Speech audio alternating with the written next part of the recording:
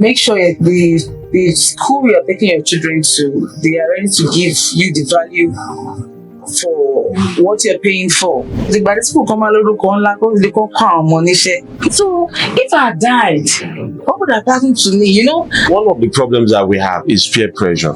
Beating was dangerous because his father beat him and he gave him a blown eye. They feel children are, they are mini adults. They are just empty. No need. Feel that vacuum. Fuck you.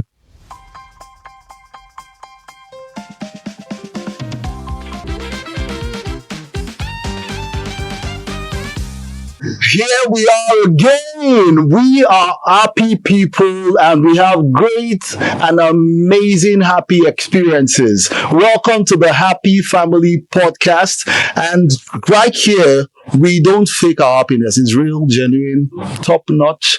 And my name is Tokumbo Lady. I'm a member of the family. Right here, we have amazing family members. And of course, you'll be getting to meet them very, very shortly. Kindly note that this is proudly brought to you by Prowess Pictures Limited. It's time for the Happy Family members. Happy people! Happy family! Yeah. It's so great to be here again. Yes, sir. I mean, last time we had a wonderful time. Oh, yeah. Yeah. And of course, I'd like you to note that we have a special guest in the house. I mean, this person is one happy person. Really, really happy. Of course, you get to meet her very shortly. But before we get, to introduce her, we want to meet with, the family members. I'd like to start with, of course, for those who have watched a particular episode, you know that he's my best man. It wasn't planned. We just met on this program, and he happened to be my best man when we got married. When I got married, yeah. Let's meet this great guy. Hey, wagwan. Tell me something. Oh, yeah. All right. I'm Papi Sam Samuel Adibowale. I'm a psychotherapist. Thirdly, I help farmers start farm, and fourthly, it's a privilege to be part of the Happy Family. Yeah, awesome. And also we have a beautiful, bright, and shining woman here. Let us meet you. Let's hear from you. Yeah. Wagwan. I am Cynthia. I am happy to be here. It's a privilege, but it's a long story. I will tell it another day. I'm an educator. Also in UI UX design. Although I just finished the program, I'm looking into going into UI UX. So aside that, I'm a very happy person because you need to see me dancing with kids. You need to see me dancing with children. When I'm with them, I'm 5 years old. I used to tell my daughter that I am 5 years old. She said, "But I'm 6." I said, "Yes, you're older than me. That's why I can play with you anytime, any day." So I'm your happy girl here live on stage. Oh, thank you so much, ma'am. And also to another young-looking mother of 4. Oh, la la. Amen. Check it out. Please wear a ring always, ma'am. Always. Yeah. Please, let's hear from you. Okay. Yeah. Your girl is here again. Sarah. Your number one girl. Your Niger babe. Hey. We don't grow home where we come from, I love that. Now, I am an educator, a part-time, online teacher also, a mother, a wife to a loving husband who I can, snap my finger and it will just do what I want him to do for me. But it's not charm, it's not magic. So I'm a very happy person. I'm an early years educator. I deal with children from 0 to 6 years old. And it has been amazing for 15 years. I've been tutoring, classroom, but recently I just resigned to go online, to explore because there's a lot of opportunity out there. So I love to explore like my children will do. What we do basically, in our classroom, we explore activity in the classroom. So I want to explore the online activity with the children out there in the world. So that's what I'm doing now. Wow, awesome. And of course, we have someone, a family member here by the name of Emperor. I think there should be a roar. Like, oh man, that was it. Yeah. This is a big family member. Ladies and gentlemen, the emperor here does not surround like a lion. He is as cold as ice water. But then, don't take that for I can give him nonsense.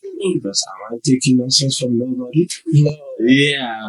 So thank you, our viewers. We are happy to be here again. We're always here because of you. We appreciate your encouragement, all the nice things, nice comments that you drop on every episode. We so much appreciate this. And yes, we are here again, and we are here to discuss another interesting topic, and just stay tuned. Just like we have delivered on every other episode, we promise this episode to be another fire. So stay tuned. Thank you very much. Thank you, sir. And that brings us to the point where we get to introduce, our special guest. This person is an amazing person. Of course, you'll get to know why we are, saying all we are saying. And she goes by the name of Chef Ronke International. Yeah. Of course, she is the CEO of Chef Ronke Kitchen. She is a caterer. She is a facilitator, and she's also a chef. Please make welcome to the Happy Family Show, Chef Ronke International. Yes, man. It's so good to have you here. Yeah, I'm so happy. Again. Again. Yeah.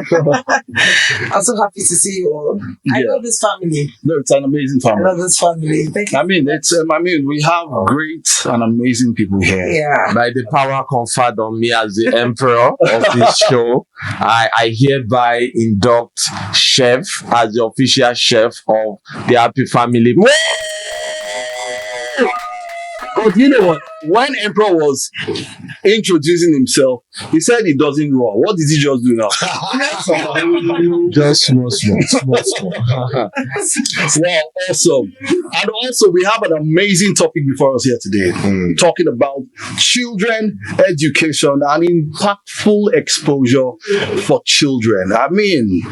If you don't even have a child right now, you're going to have one someday. Yeah. And that means you have to be prepared. If you have a child right now, are you dealing accurately how even God expects you to deal with that child? If I look at my generation and how we were raised, we realize that there were lots and lots of flaws. Not because our parents hated us, but they didn't know how to deal. And of course, the world is a different place right now. We have every tool available unto us to be able to do the right things. Yeah, let's talk about this before we go to chef. Before we start to freak out little by little. Yeah. Let's talk about this. Children education, your view, your perception, anywhere it comes from. Yes. Okay, so yeah, children education starts from home. It starts from the mommy and the dad. So that is one thing about early years foundation system. It's a foundation and learning process that starts from year 0 to 5 years, when the child is 0 to 5 years. So what are the things you put on ground for this child to develop well? Now from home, you start even if you don't play with this child will find a way to play by him or herself. So play-based education starts from home. Play-based education. It starts from home. You see that this child will start using materials to manipulate, pick up things and try to identify them. A child will not talk, but a child will identify. That is why most times we that are in the educational sectors now, you find out that when you bring in a 3-year-old child to enroll them into play group. You see that the child can even identify color yellow. So what are we already doing? The child knows more already. Yeah. You see that it makes it faster. And I know that parents of these days, in fact, they're embracing the modern system of education, this early years foundation system, they're embracing it. Oh, really? Yes. By the time we talk more on it, you understand that parents are already doing it. Most parents have started. You said something about children, picking up things at home, trying to learn. Does it include gathering sand, playing with sand? Yes. Come on, you are going to mess up my living room. What kind of learning? Not in your living room. Not in the living room. When you take that child to the beach, now this child at home, right in your living room, the child is watching the television set, and the child is seeing the cartoon, seeing seashell, seeing the sand and the beach, seeing some things. When the child gets the advantage of going outside there, to the beach itself, you see that the child will explore. The child will fit in automatically to that environment because they have done the screen time already. There's this excitement. Like, I had this experience when I had my daughters, I had 2 of them. So every December I would travel to my husband's village in Delta State. So I know where we live in Lagos, like, in the compound, they're restricted. You're not allowed to go out to play, we restrict them a lot. But going to the village, I was excited. Why? Because they get to play with the sand. They get to run after my mother-in-law's chicken. They get to run after goats. They get to run after things I'm not used to. They get to call their uncle. Can you give us that coconut on the tree? They get to do lots of things, and they're always excited. Tarzan. Yes, because Should we all just move back to the village? Maybe life is easier. What I realized about children is, and it even happens to us as adults, is that what we are used to, we don't actually value until we find ourselves. So you see a child in the village, that thing that you said your children valued, they don't value it until they come to the city and like, wow, this is what's happening here. So I think that, and it happens to us as adults. We don't value so many things that we see around us and all that, but when we see something that we're not used to, we want it around. Yeah. But that was when they were much younger. But now that they are now teenagers, they are now adults. Tell them, we are not going there. We want to go to this place. When there is all the night between Lagos, why do you go to the village? Wow, interesting. Yeah. Okay. That means as they develop their preference changes to what they want. Yes. And then to the early years thing, this the movies where they abduct children when they are like 1 or 2 years old, and then they take them somewhere and train them to become maybe a soldier or a ninja or something. It really shows that whatever you put in a child from age 0 to 5 is what they'll become automatically. Yes. That part where the Bible says train up a child the way it should go, so that when they go, so those age 0 to 5 are very fundamental. Yes. I think China and Japan, they've really tapped into it. Yes. I've been privileged to watch videos where they are training their Olympians from at the early stage, as toddlers. And I watched one, it was a child, the mother, he was already deposited there to be an Olympian in school, preparing them. And I think he was doing gymnastics. So the mother was coming and he was complaining to the mother that they are not feeding them well. And it wasn't like they weren't feeding them well. Their foods they can't afford to give them, because if they grow big, they won't be able to do all the gymnastics and all. So the mother was coming and was sneaking in food, and she was caught. And there was a great warning given to her, telling her that if it happens again, the guy is out of the system. And so you see children age 3, 4, 5 already flipping like professional. Sorry, I think I should rephrase that. Flipping as professionals. What are we dare not try? China is really doing a good job. They are doing it. Because I follow a series of those kind of pages where they teach the children to cook and clean in school. Yes, so they don't employ cleaners at all in school. They clean, they make their food, they do stuff. I saw one recently. They were teaching the children how to suture, like surgery when they are learning how to suture sewing. wounds, and the boy was using all the medical gadgets to suture and we're teaching them. You know all these things we are saying. I'm just asking myself the question: how do we balance these things? How do we balance between giving our children a well-rounded education and not taking their childhood from them? Because they are children. You don't want to mold them into a robot. And then 5 years, you're already forcing this, eat this, shape you. You must be able to flip and do all this. You will take a empathy from them. Okay. What I would say is that children are children. I keep telling parents, there are some parents that will bring children to you and they're like, oh, my child must know this. Must know, must. My child has spent time with you and she's not doing anything. She can't write. Nigerian parents are so fast and so conscious about writing. My child must write. My child does not know how to write. And I'll be looking at them. Really? Yes, ma. What can we do? I'm like, okay. What are you doing as a person? He said, no, you're the teacher. What can I do? What can I do? Well, I've been beating her. A 3-year-old. I've been beating her. 3-year-old. I'm like, okay. Look, where I come from and how they train us and how we go. Now, this is a child. She's still a baby. Mind you, ma, did you go to school when you were 3 years old? Did you start school at age 3 in your own time? And she's like, no. I'm like, oh, so why are you now enforcing that your child must write at the age of 3? Listen, leave her to me or leave her where she is. If your child can identify, can play, because these children learn through playing. They can just play and come here like, red. Just like me. Ooh, white. Ooh, brown. And they jump around and they get touching things. That's flower. Things you're not even teaching them. Most of them, they will just sit down. You're teaching them and they are just looking at you. They're not responsible. But they are learning. They're learning. Yeah. By the time you turn your back, you start hearing them. Color red, this, that. Everything you said, they will give it back to you. Now, Okay. these children, you don't force them to do things. You don't, just try as much as possible to play along with them.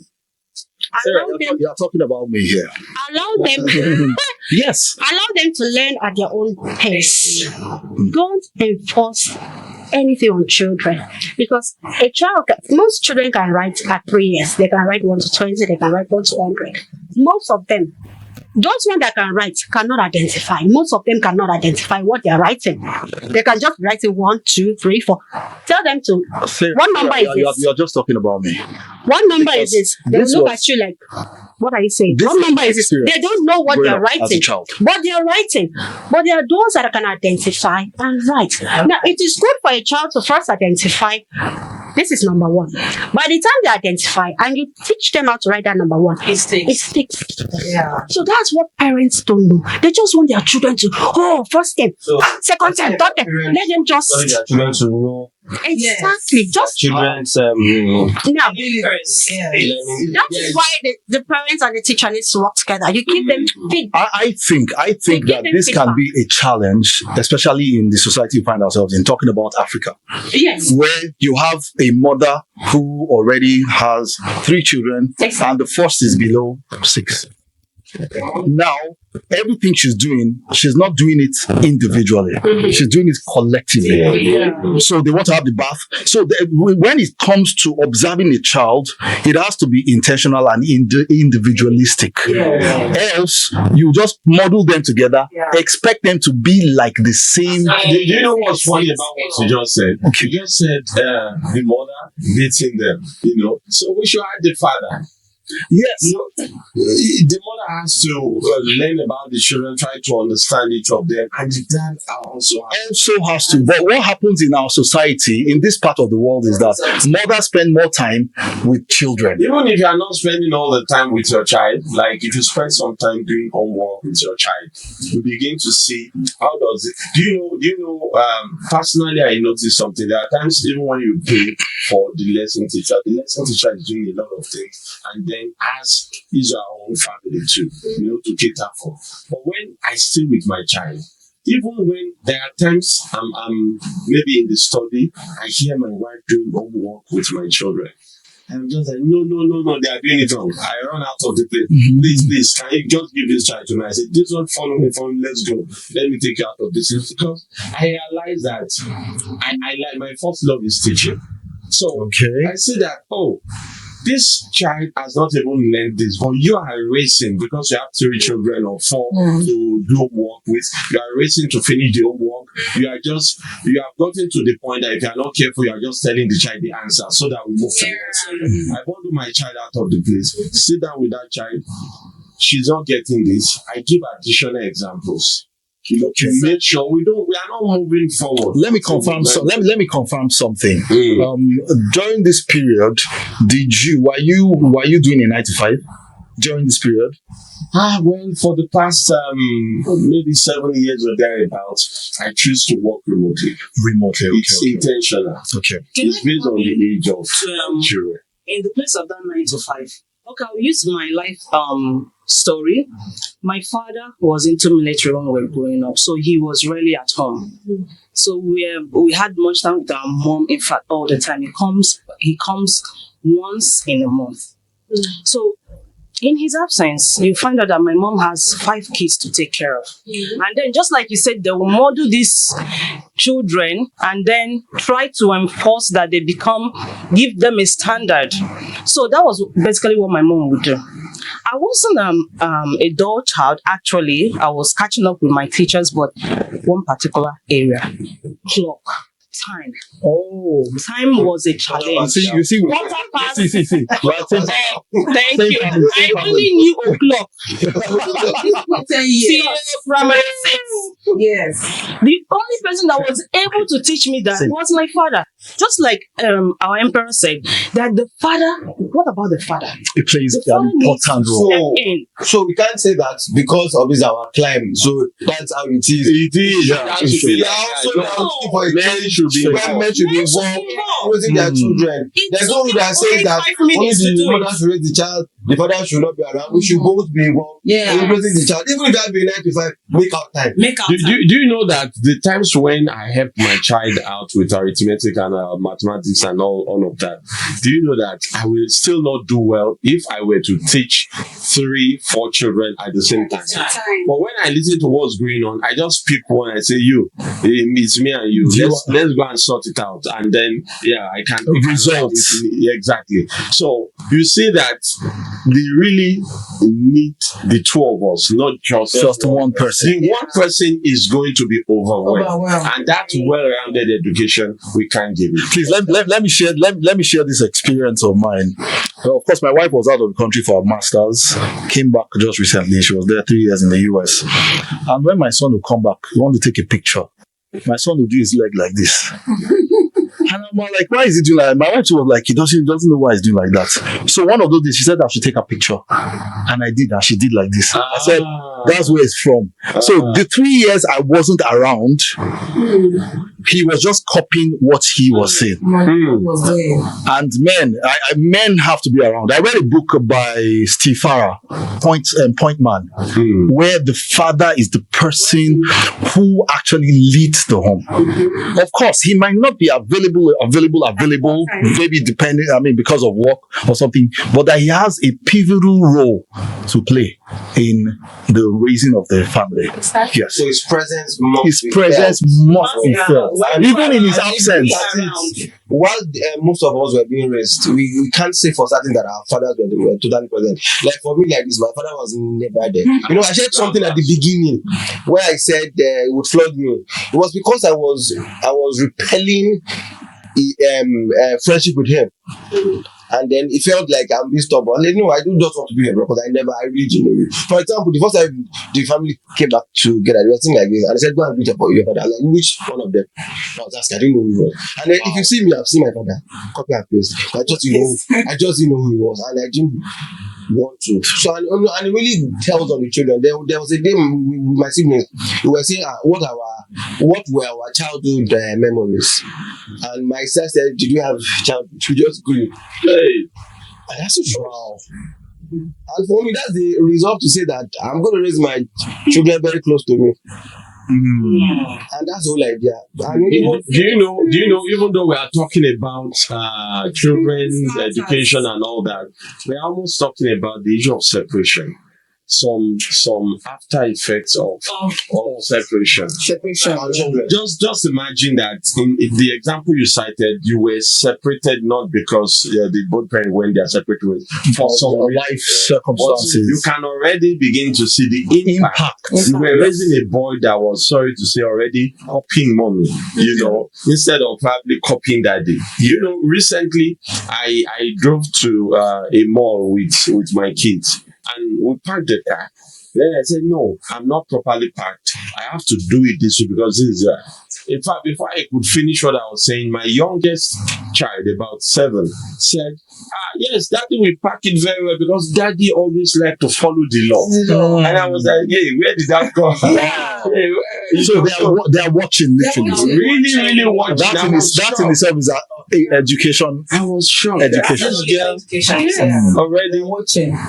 So just imagine if I wasn't there to show. I'm not saying that my wife will not show how to do things, but maybe she'll be doing something else, but I am also doing something else. And she could say that daddy is parking his car, but he wants to park properly.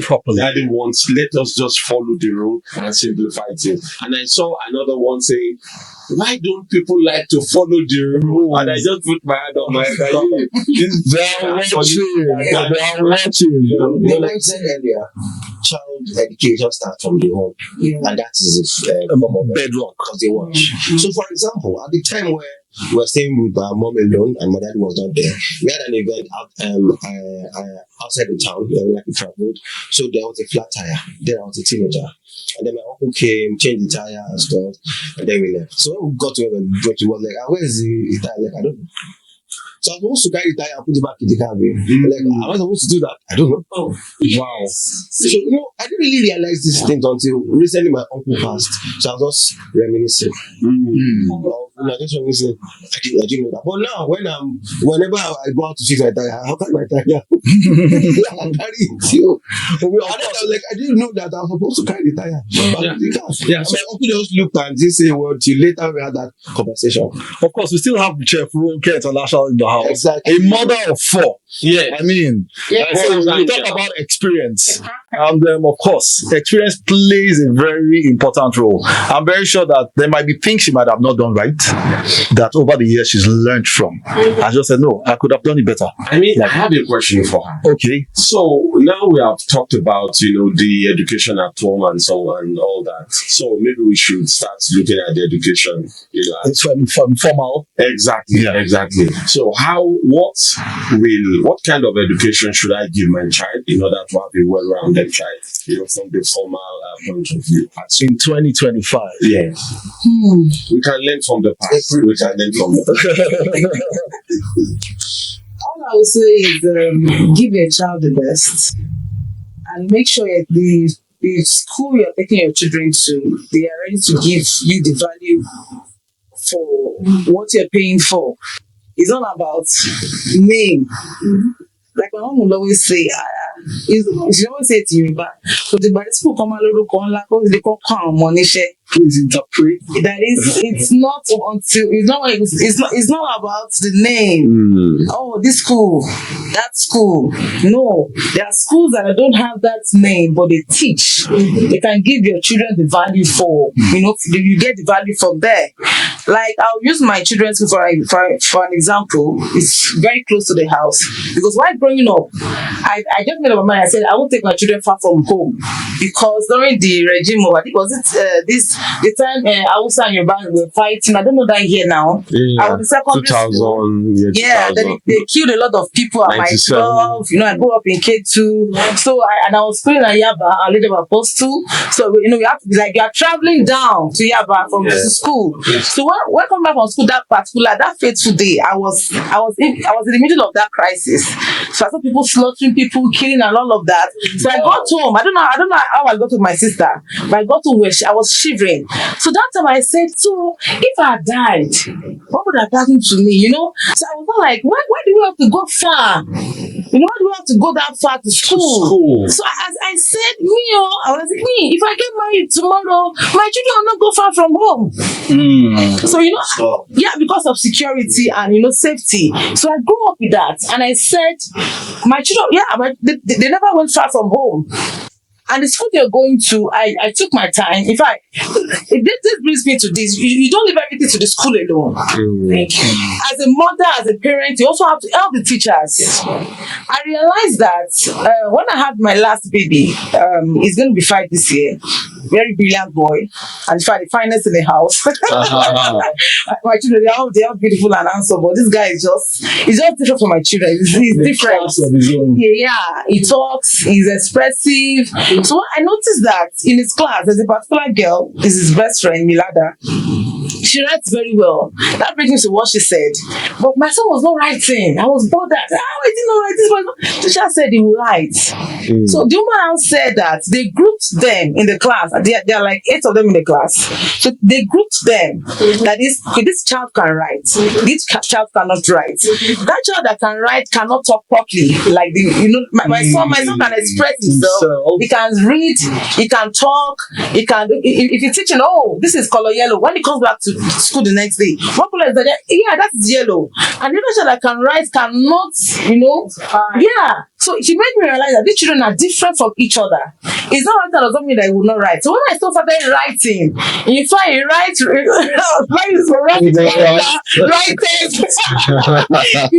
he writes excellently now. So it took the teacher. I love their school a lot. I don't know if I'm wanted to mention their school yet. It's fine. They teach Tempting Private School. They take their time to teach your child. They group the children in the class. There might be 14 or might be 10 in the class, but they group them. They don't bring them up. Montessori touch.